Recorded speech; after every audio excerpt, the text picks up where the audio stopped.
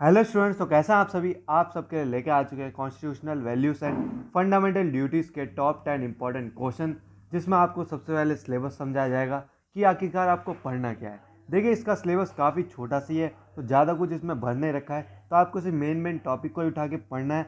उसके बाद आपको 10 से 15 इंपॉर्टेंट क्वेश्चंस बताए जाएंगे, उनको अच्छे से कर लीजिएगा। बाकी जो स्टडी मटेरियल मिला आपको सोल की तरफ से, उसमें मटेरियल नहीं है, उससे अगर पढ़ते हैं तो आपको उसमें कुछ ज़्यादा देखने को नहीं मिलेगा। सिर्फ 30 से 40 पेजेस की पीडीएफ है। तो आपको यूट्यूब से पढ़ना है, गूगल से पढ़ना है, वहाँ से पढ़ने की टॉपिक लिख लिख के वहाँ से पढ़ने की कोशिश कीजिएगा।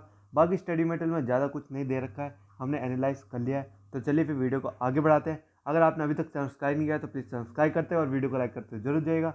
चलिए फिर आगे लेके चलते हैं। डिस्क्रिप्शन में टेलीग्राम का लिंक मिल जाएगा, उसे भी जाके ज्वाइन कर लीजिएगा।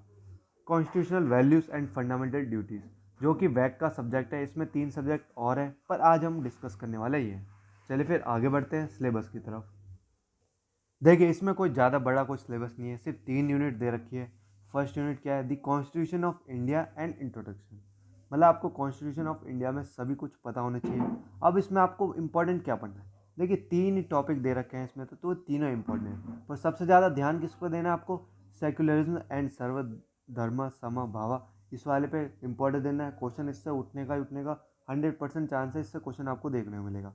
बाकी ये जो छोटे छोटे टॉपिक्स हैं, सॉलिजिनिटी, सोशलिज्म और डेमोक्रेसी, इनको यूट्यूब पे सर्च कीजिएगा और इनको एक ही टॉपिक में ख़त्म कीजिए। ये बात आपको समझ में आ गई। और federal Republic, rule of law, separation of power, इसे भी यूट्यूब पे सर्च कर लीजिएगा, या गूगल पे आपको अलग से टॉपिक की वीडियो मिल जाएगी। अगर आप ये लिखेंगे कॉन्स्टिट्यूशनल वैल्यूज़, तो ये सब्जेक्ट न्यू ऐड किया गया है, तो ना इसका प्रीवियस ईयर अवेलेबल है, तो इस वजह से दिक्कत आएगी। अब आते हैं यूनिट सेकंड के ऊपर, कॉन्स्टिट्यूशनल वैल्यूज़। अब देखिए, जस्टिस, सोशल, पॉलिटिकल, इकोनॉमी, तो ये ज़्यादा बड़ा कॉन्सेप्ट नहीं है, ये बेसिक कॉन्सेप्ट है। आप इसे ऊपर ऊपर से भी पढ़ेंगे तो आपको समझ में आएगा। उसके बाद आपको मेन इसमें क्या पढ़ना है? देखिए, इक्वलिटी, जो कि आपका मेन टॉपिक है, जिससे क्वेश्चन आने के चांसेस बहुत ज़्यादा है। इक्वलिटी बिफोर लॉ क्या थी और इक्वल एप्लीकेशन ऑफ लॉज क्या है। उसके बाद fraternity, dignity, unity and integrity, इन सबको डिफाइन पढ़ लिया, होता क्या और वर्क कैसे करता है ये। फिर लिबर्टी क्या होता है, उसके thought, expression, belief, faith, worship. बस यूनिट 2 में इतना ही सब कुछ पढ़ना है आपको। अब आते हैं यूनिट 3 के ऊपर, जो क्या fundamental duties.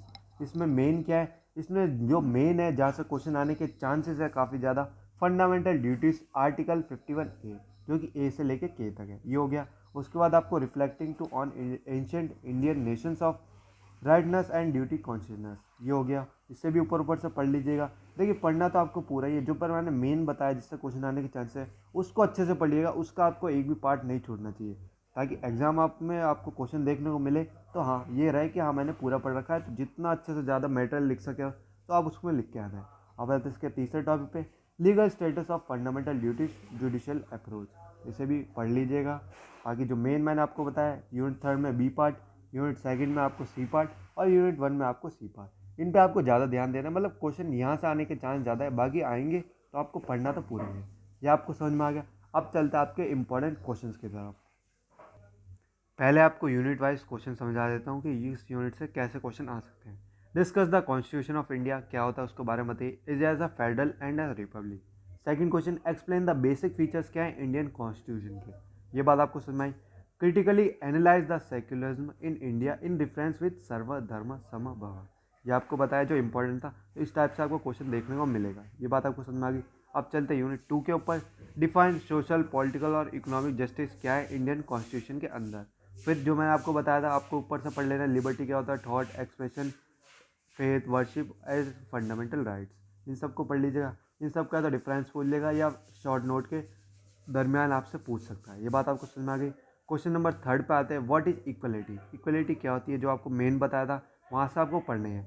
Explain equality before law mention under article 14, ये बात सबको समझ में आ गई। Describe the fraternity in India constitution, ये आपकी यूनिट सेकंड यहाँ खत्म होती है। अब आते हैं यूनिट थर्ड के ऊपर, explain the concept of rights and duties conscious in ancient India, ये हो गया। उसके बाद explain the fundamental duties mention कौन कौन सी हैं इंडियन कॉन्स्टिट्यूशन के अंदर। मैं आपको सारी फंडामेंटल ड्यूटीज़ बता रही है जो मेंशन की गई है इंडियन कॉन्स्टिट्यूशन के अंदर, तो आपको सारी आनी चाहिए, उसके सब पार्ट्स और वो सारी चीज़ें पता होनी चाहिए। अगला question, what is fundamental duty, क्या है फंडामेंटल ड्यूटी, उसको व्यू बताइए, सुप्रीम कोर्ट्स ऑन ड्यूटी। इस टाइप से आपको क्वेश्चन देखने को मिलेंगे यहाँ पे। ये तो आपके ख़त्म होता है यूनिट वाइज। अब चलते हैं मैंने आपको देखिए 3 4 और 6, मतलब 10 क्वेश्चन यहाँ बता दिए। अब अगले 5 क्वेश्चन देख लीजिए। Explain the fundamental duties mention in constitution of India, वही same question. Political, social and economic justice, तो वही चीज़ आपको बता रखी है, उन्हीं को ऐसे लिख रखा है, तो आप यहाँ से भी चेक कर सकते हैं। What is equality, explain equality before law, define constitution of India is as federal and as republic, ये बताइए। Question number 5, what is equality, explain equality before law, मतलब जो आपको अभी बताया उन्हीं को अच्छे से लिख रखा है, बस उसी में आप कंफ्यूज हो जाते हैं कि न्यू इंपॉर्टेंट क्वेश्चन है। तो ये इंपॉर्टेंट क्वेश्चन वही है, उन्हीं को आपको करना है अच्छे से, बस उन्हें अच्छे से कर लीजिएगा, और जो मैंने आपको बताया मेन टॉपिक्स उन्हें अच्छे से पढ़ लीजिएगा। चलिए फिर वीडियो को ही ख़त्म करते हैं। आपके जितने भी फ्रेंड्स हैं उनके साथ शेयर जरूर कीजिएगा।